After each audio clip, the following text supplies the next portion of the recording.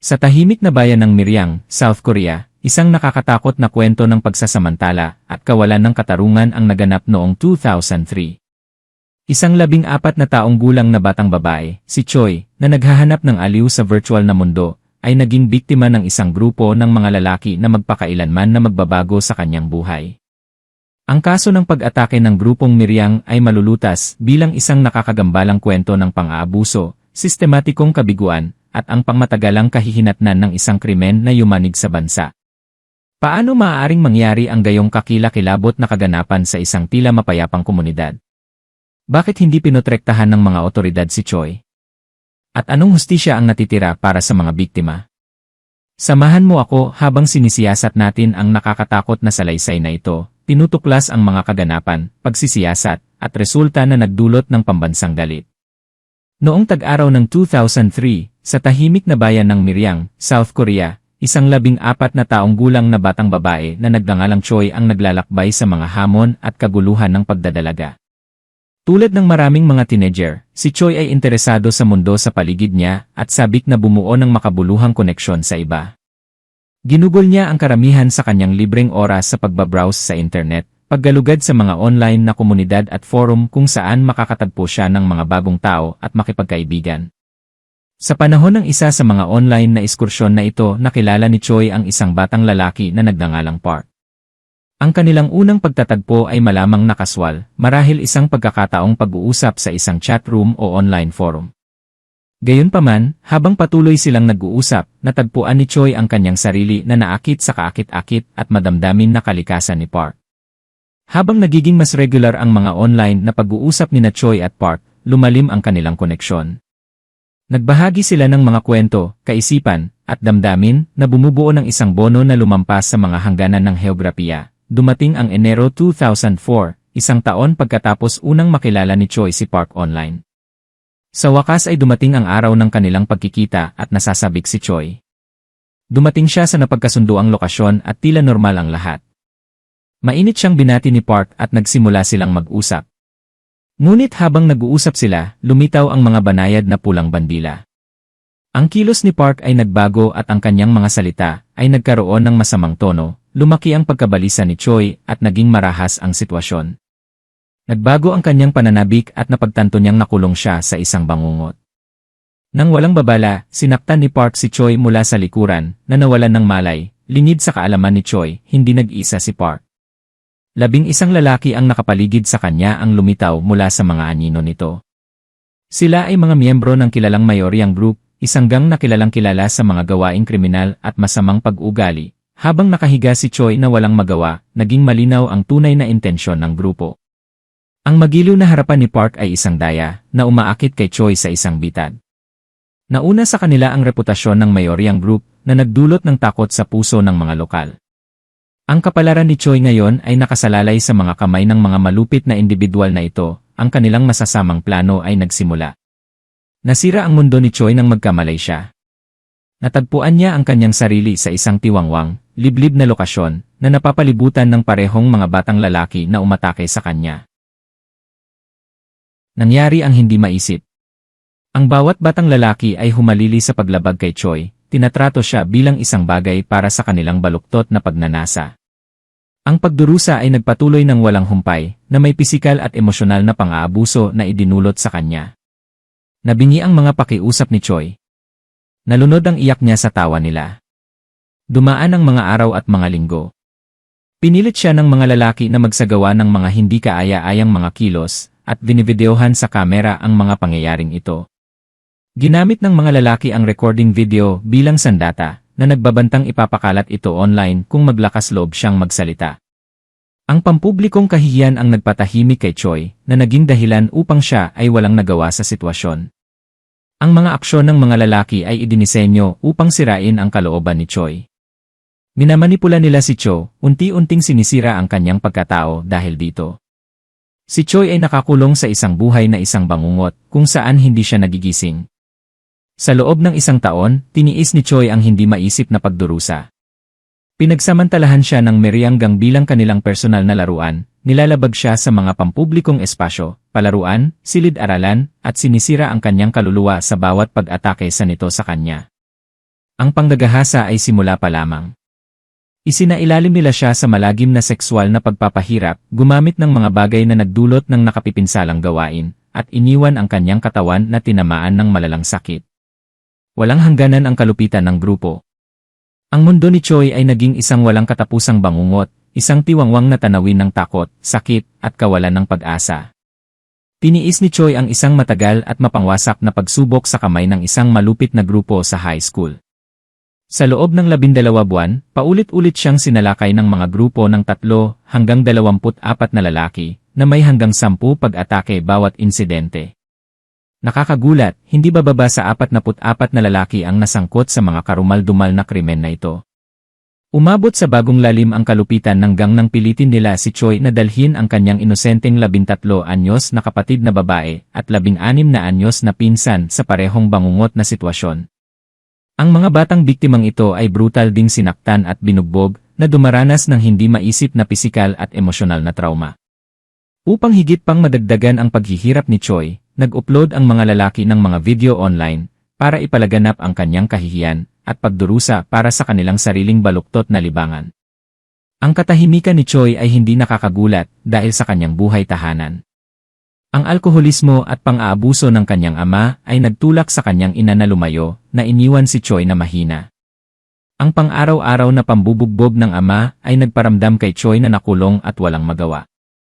Nang walang maabot na tulong sa pamilya, tiniis ni Choi ang kalupitan ng grupo ng mag-isa. Nagdesisyon si Choi na sumali sa paaralan, ngunit sinalubong ito ng matinding pagtutol. Walang institusyon ang tumanggap sa kanya, at pinipilit siyang harapin ang malupit na katotohanan ng stigma ng lipunan. Tinanggihan ng paaralan si Choi, sabay-sabay na isinara ang kanilang mga pinto. Malinaw ang mensahe. Ang kanyang karanasan, ang kanyang trauma, at ang kanyang presensya ay hindi nila gusto. Lumipas ang panahon sa wakas, may isang paaralan ang nag-alok ng kislap ng pag-asa, isang pagkakataon upang mapakinggan ang kanyang boses at muling buuin ang kanyang mga pangarap. Ngunit ito ay panandalian lamang. Sapagkat ang mga magulang ng mga batang lalaki na nanakit kay Choi ay nagsimulang manggulo sa kanya sa oras ng klase. Ang kanilang mga malisyosong aksyon ay naglalayong takutin at patahimikin siya.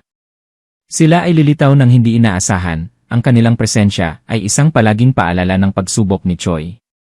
Sa takot para sa kanyang kaligtasan, ginawa ni Choi ang nakakasakit na desisyon na umalis muli sa paaralan. Ang kanyang edukasyon, ang kanyang santuwaryo, ay ginawang larangan ng digmaan. Nakakagulat na insensitive ang investigasyon ng pulisya sa kaso ni Choi. Sa isang nakakagambalang pagpapakita ng pagwawalang bahala sa kanyang kapakanan, nagsagawa ang mga otoridad ng harapang interogasyon, na pinilit si Choi na harapin ang kanyang mga umatake sa kanya sa parehong silid. Ang pagtatanong ng mga opisyal ay kakilakilabot na mapanghimasok, nagtatanong kay Choi, ipinasok ba niya ito sa iyo o hindi, sa presensya ng suspect. Ang traumatikong karanasang ito ang nagtulak kay Choi sa bingit, na nangangailangan ng agarang psychiatric na ospital.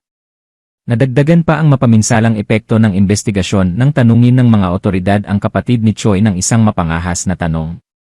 Sinubukan ba niyang akitin sila?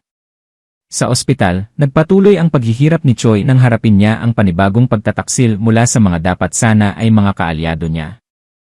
Ang kanyang ama, na dapat sana ay pinagmumula ng suporta at proteksyon, ay kasabwat sa kanyang patuloy na pambibiktima. Pinayagan niya ang mga magulang ng mga batang lalaki na nang-abuso kay Choi na bisitahin siya sa ospital. Ang mga pagbisitang ito ay hindi sinadya upang mag-alok ng kaginhawahan o suporta, ngunit bahagi ng isang nakakagambalang pamamaraan upang higit pang pagsamantalahan si Choi. Pinilit siya ng mga magulang na pumirma sa isang kontrata na naglipat sa kanya na siya ang buong sisihin sa pang-aabuso. Sumang-ayon ang ama ni Choi sa mga tuntunin ng kontratang ito at tumanggap ng malaking halaga ng pera mula sa mga pamilya ng mga salarin. Sa halip na gamitin ang perang ito para tustusan ang pagpapagamot kay Choi at suportahan ang paggaling nito, ibinulsa niya ito. Sa kabila ng pagtataksil na ito, nagkaroon ng kislap ng hustisya nang tumayo ang tiyahin ng kapatid ni Choi at iniulat ang pang-aabuso sa pulisya. Sa kalagayan ng mga pampublikong protesta at hiyaw mula sa mga pamilya ng mga biktima, 3 sa mga batang lalaki na sangkot sa pang-aabuso ay inaresto. Hindi tumigil doon ang investigasyon. 9 pang-estudyante ang dinala rin sa kustodya habang nagiging mas malinaw ang saklaw ng pang-aabuso. Gayunpaman, ang legal na pag-unlad ay sinalubong ng karagdagang pananakot. Ang mga pamilya ng mga salarin na may kabuang bilang na 29 ay hindi tahimik na nagsagawa ng mga pag-aresto na ito. Sinimulan nilang banta ang mga biktima, binabalaan silang maging maingat at bantayan ang kanilang mga likod. Sa isang panayam sa telebisyon, isang magulang ng isa sa mga nagkasala ang gumawa ng kontrobersyal na pahayag. Bakit tayo dapat maawa sa pamilya ng biktima? Paano ang ating pagdurusa? Sino ang makakalaban sa tukso? Kung sinusubukan ng mga batang babae na akitin ang mga lalaki, dapat ay tinuruan sila ng kanilang mga magulang kung paano kumilos upang maiwasan ang mga sitwasyong tulad nito na mangyari. Nang unang iniulat ang kaso ng pag-atake ng Mayoryang Group noong Disyembre 7, 2004 nagdulot ito ng malawakang galit at pagpuna mula sa publiko. Ang mga detalye ng pang-aabuso, kasama ang maliwanag na kakulangan ng legal na tugon, ay humantong sa isang baha ng mga post sa internet na kumondena sa estado ng sistema ng edukasyon at humihingi ng matinding parusa para sa mga salarin. Ang mga ulat ay nagsiwalat na sa kabila ng pagkakasangkot ng 44 na individual sa kaso, 3 warrant of arrest lamang ang nailabas. Ang pagkakaibang ito sa pagitan ng bilang ng mga salarin at ang bilang ng mga pag-aresto ay umani ng matinding batikos mula sa mga netizens na humiling na panagutin ang lahat ng sangkot. Ang sigaw ng publiko laban sa pulisya ay tumindi habang mas maraming tao ang pumunta sa mga online platform upang ipahayag ang kanilang pagkabigo. Fast forward noong 2024, at muling lumitaw ang kaso nang may panibagong sigasig ng ihayag ng isang YouTuber ang mga pagkakakilanlan ng ilan sa mga individual na sangkot sa pag-atake.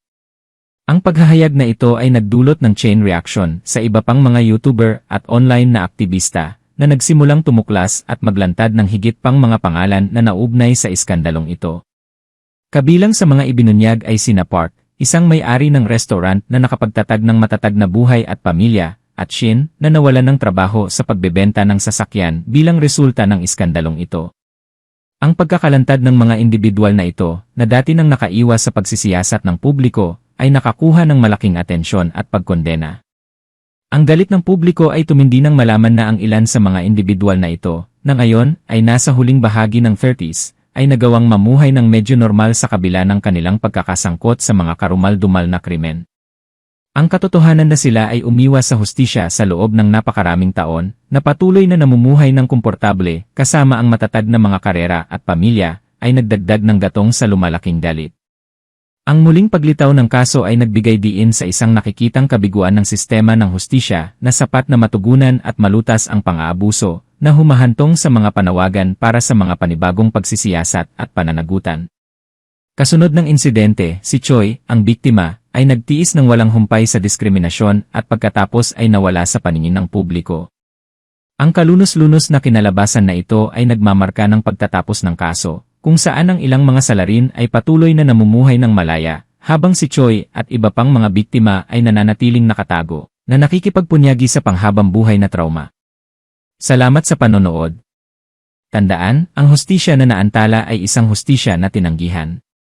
Patuloy nating itulak ang pananagutan at suporta para sa mga nakaligtas tulad ni Choi. Ibahagi ang video na ito, ikalat ang kamalayan, at e-demand ang pagbabago sa hustisya.